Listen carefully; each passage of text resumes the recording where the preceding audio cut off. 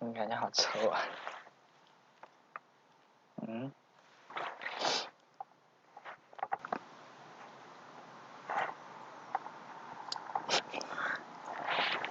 好烫呀。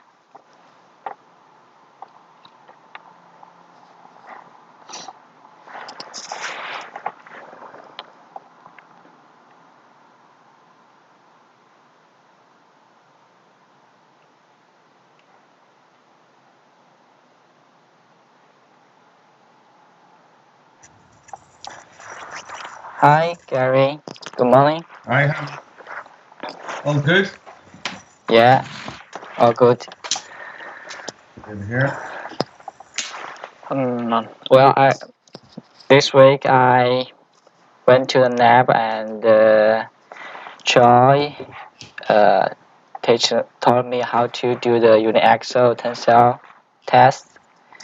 Well, let me show you the result of the tests.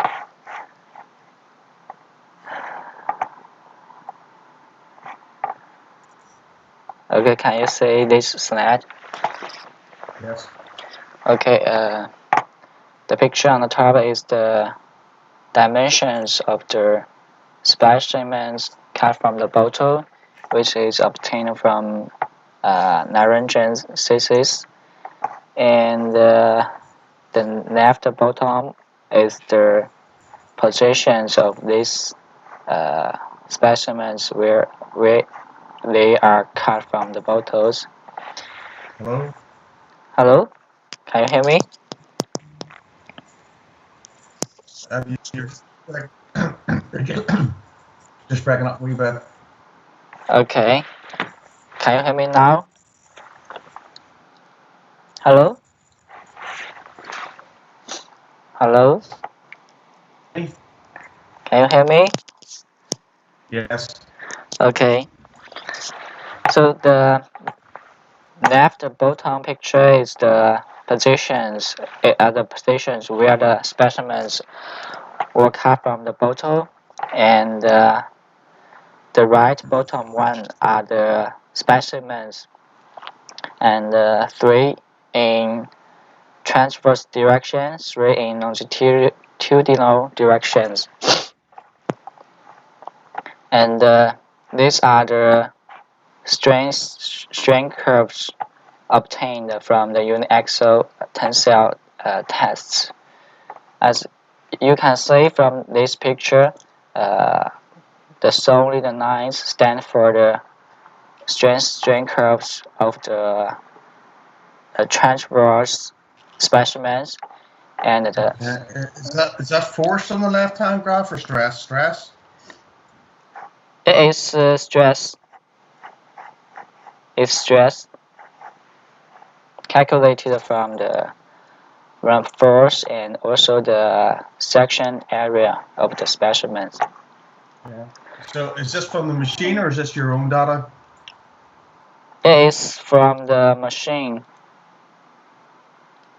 Yeah. What I recommend you do is you take the data, raw data yourself. Yeah, I have the raw data, but well, actually this joined in MATLAB using the raw data, yes. but it's the same with the it looks the same with those pictures showing the machine. Okay.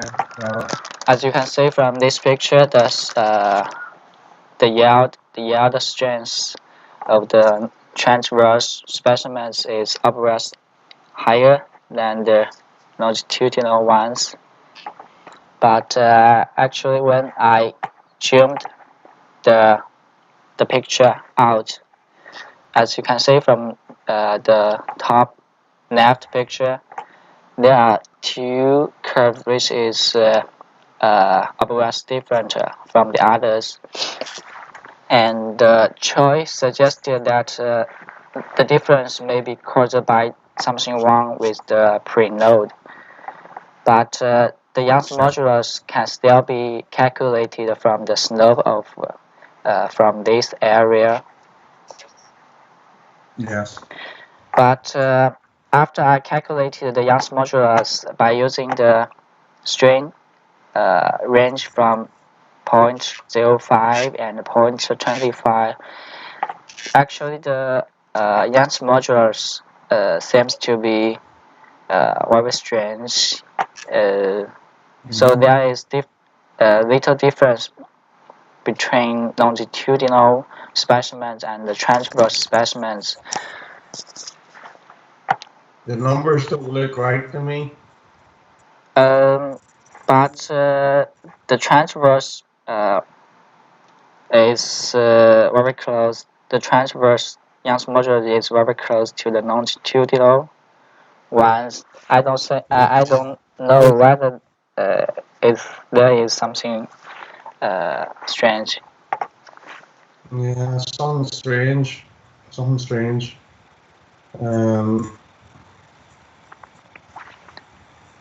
4.5 minus 1 is 3.5. Yeah, and the slopes from the picture, as you can see, is also very close to each other. Yeah. That should be. That should be a. I noticed you had them patterned. Did you track? Where did you get the strain from? Just the displacement of the grips, or the strain from the DIC? Well, this you mean the string in the axis? Yes. Is from. Well, actually, the string is from the extensometer, as you can see from the picture.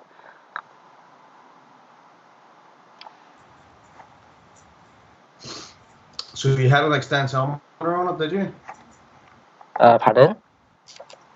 You put an extensometer onto the specimen? Yeah.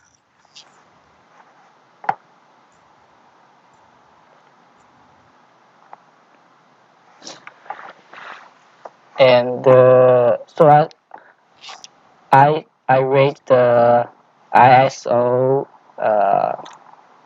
527-3, and I found that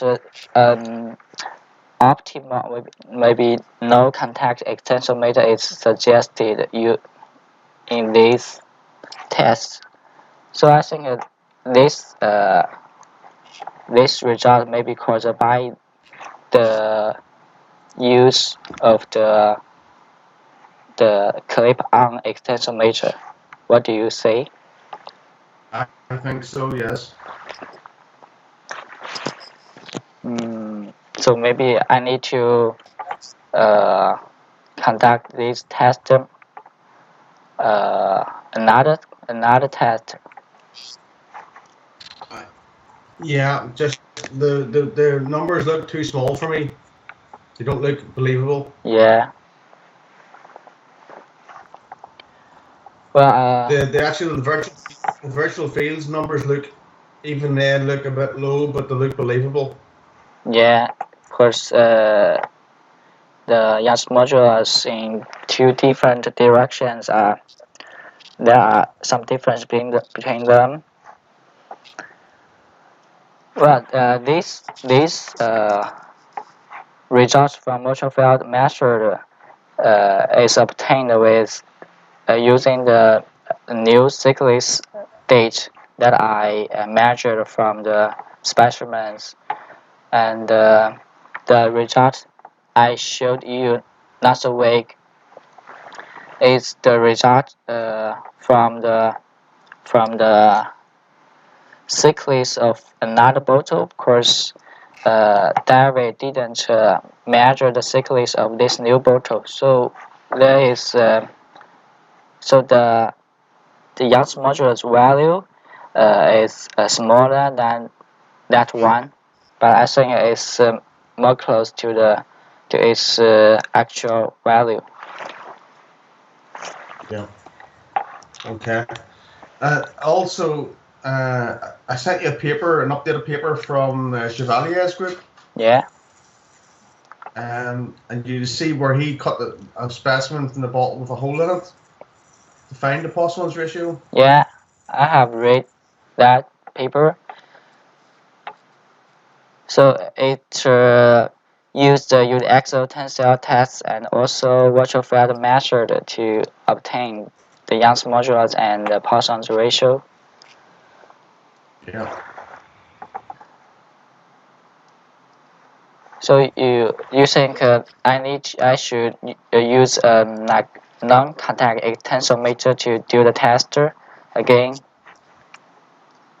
Yes, I think non-contact extensometer and maybe use either just 2 marks on the specimen you can track in MATLAB afterwards, or put a DIC pattern onto it and use the Vic3D to get the strain. Okay, got that.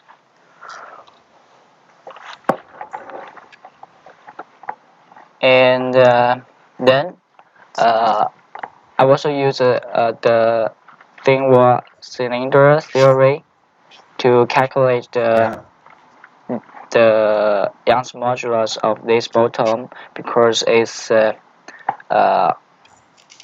wall area seems to be very regular, and this theory can be used. And well, the Poisson's ratio is assumed to be the same with those used in virtual field method, and the result from the thin wall cylinder theory is pretty close to those ones from the virtual field method. See that? Yeah. So the real question we need to answer is, how reliable is Poisson's ratio? Yes. So How? as you can see from the table, the up table, so when we change the Poisson's ratio, the Young's modulus will change greatly. Mm-hmm. Yeah, so how to accurately obtain the Poisson's ratio seems to be the a K effect.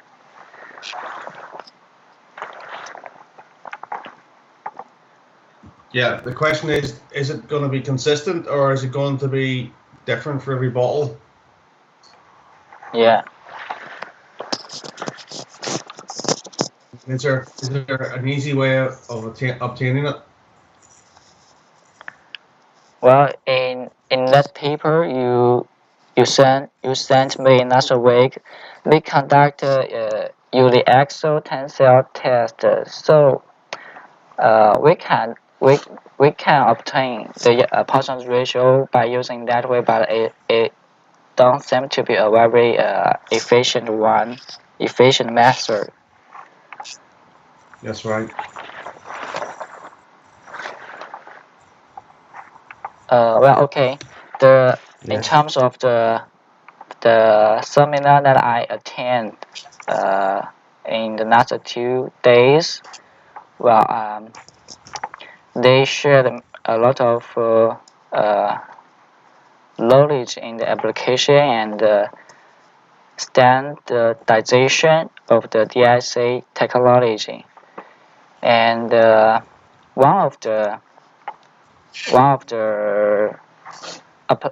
approach that I am very interested in is the one that is shown in the left part of this net, and it is proposed in the talk, of which the theme is beyond the noise floor and approach to the underestimated unseen in standardization and transability. So the order proposed that FEA data and DSA data can be used to compare the result and the difference between them, so that some inconsistencies can be addressed, including coordinate systems data locations and string formulation and calculation measures, spatial resolution, and also data filtering. We can subtract FEA data and DSA data directly. Some of these inconsistency can be addressed, but some cannot, like spatial resolutions and data filtering. So the author proposed this approach. In this approach, the finite element analysis result is used to generate synthetic images. That means What's FCID tool? FCID. Well, so in this method, they first conduct finite element simulation, and they also have a reference image too. So that reference image refers to the image of the object which is not deformed. And when they obtain the strain field of the from the finite element simulation, they can reconstruct the deformed picture. So that is a virtual deformed picture of the object. Do you what I mean? So this is this an image of the object? Yeah, this virtual deformed picture of the object. So they synthetic the image from the string field obtained from the finite element simulation.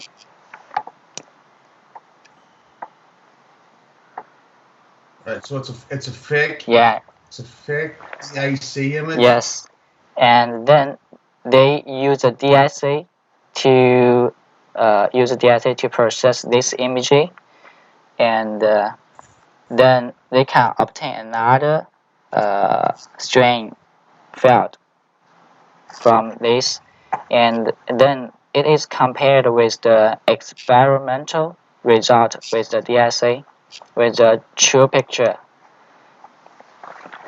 So in this way, they can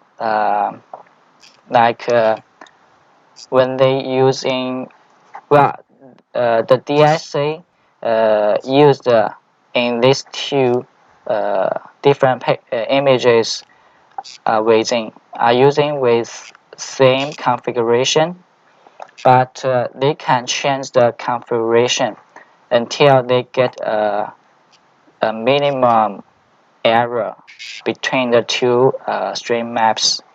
So in this way, they can find the best configuration of the DIC they used in the two tests. So this approach can be used to obtain like a standardized configuration for one test, but for one specific test, but cannot be used to all tests because we need to build a finite element simulation for every test. So let me understand, is this like some inverse analysis? So as you changing, is there not a loop was on here where you have to change the properties? Yeah. To match the DIC? So it's for the the optimization of the configuration, like the filters you used in DIC, something like that, I think.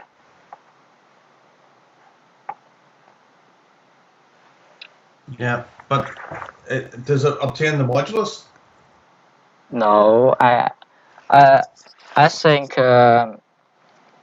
they use this approach to if you are using DIC to measure the modulus, like you are using a finite element mode updating method, you need to compare Yes. the result from the DSC and the Finland animal simulation, but actually there Yes. is except for the inherent difference from the experimental one and the simulation one. There is also some inconsistent from the two systems, like the spatial resolutions and the data filtering. So, Yeah. so this method is used to like the minimization of these inconsistencies. So I can to you understand. improve the accuracy of the method. To improve the accuracy of the comparison. Yeah, exactly. Yes. I mean, go back to your previous slide. I was thinking, you know, Yes, this one. the thin wall cylinder theory. I wonder, could we use that if we're going to find the modulus Yeah. just from free blowing bottle? We could probably just use the thin wall cylinder theory because the geometry is simple. But the radius of the bottle will be different from different height. Yes, but we can, if we have an image, we can find the radius as a function of height. Yeah, that means we can obtain the modulus from different height. Yes. But that also. I mean, that could work very well. Much easier. Yeah, it's easier to conduct.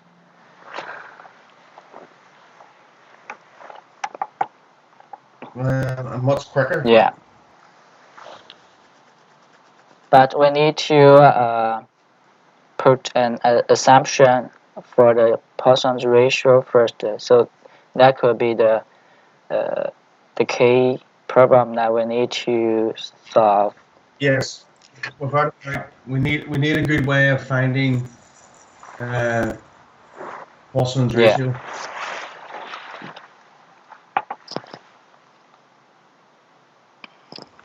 Okay, that should be all that I want to show you this week. Yeah. Was there anything else interesting in the seminar? Yeah. They shared a lot of different applications of DSC technology. We're using except for their application in laboratory, but also outside the laboratory, like very huge architectures like bridges, or even something else. Yeah. Okay. So, what do you think your next steps are then? First, except for conduct another UliXL tensile test, and I think I also need to get trained on the week 3D, how to process the data we obtained from the phase change blow molding test.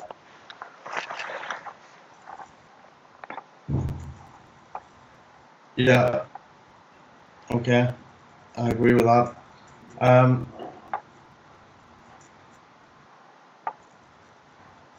And the machine wasn't working there for a while, sure it wasn't? Yeah, and Josh said that they need to.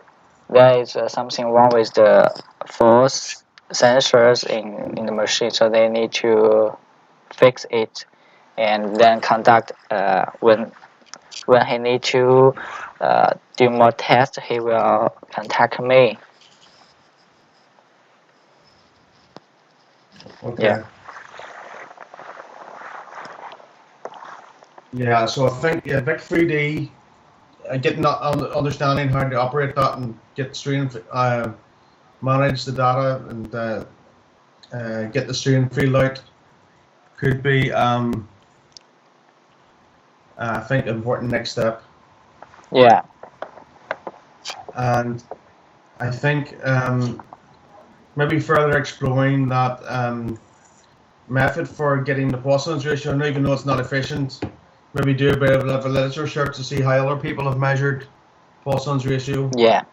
Or is there another mode of deformation that we could use so that we get another set of equations? Maybe if we bend the bottle rather than pressurize it, do we get another set of virtual fields then that would mean the Poisson's ratio could be determined? So you mean whether it can be determined using except for the Euler-Axial tensor test? Yeah, what I'm thinking of is, we know at the minute we've got almost like 3 unknowns and 2 equations. Yeah. And we get another set of equations that would enable us to find the missing Poisson's ratio. Yeah. So any other? So if a torsion test on the bottle, for example, could we find Poisson's ratio indirectly for that? I'm not so sure. Okay. Because it's then becomes more of a global thing. But maybe if you bend the bottle, the stress of Poisson's ratio doesn't really come into that calculation, mind you. Okay. Got that. I'm trying to think of alternative methods. Yeah. Maybe work on literature search to see if there's anything out there. People have measured Poisson's ratio by inverse analysis for composite materials. Yeah. Or orthotropic materials. Okay.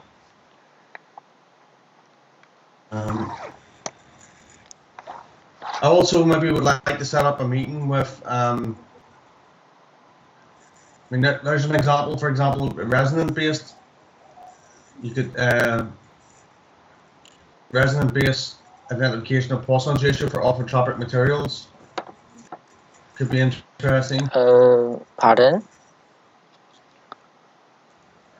This person here has done resonance-based identification of properties. Yeah. So they derived the frequencies of the flexural and torsional vibration modes, and then determined the Poisson's ratio through that. Okay.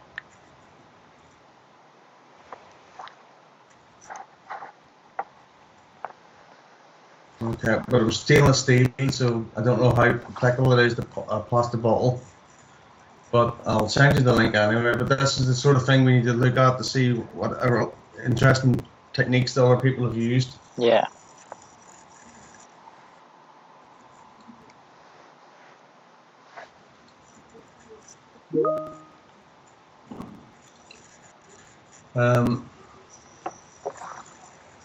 Yeah, the other thing I was going to say to you was I'd like to set up a call with James. I'll send you an invite for maybe middle of next week to discuss possibility of putting artificial constraint so we can blow the bottle at different diameters. Okay. If we blow the bottle at different diameters, then we can maybe then understand that maybe if you do 2 extreme tests, one with a very low diameter, blow a bottle at a low diameter, blow a bottle at a high diameter, and see if we can identify the modulus and see if there's a significant difference. Yeah. Yeah.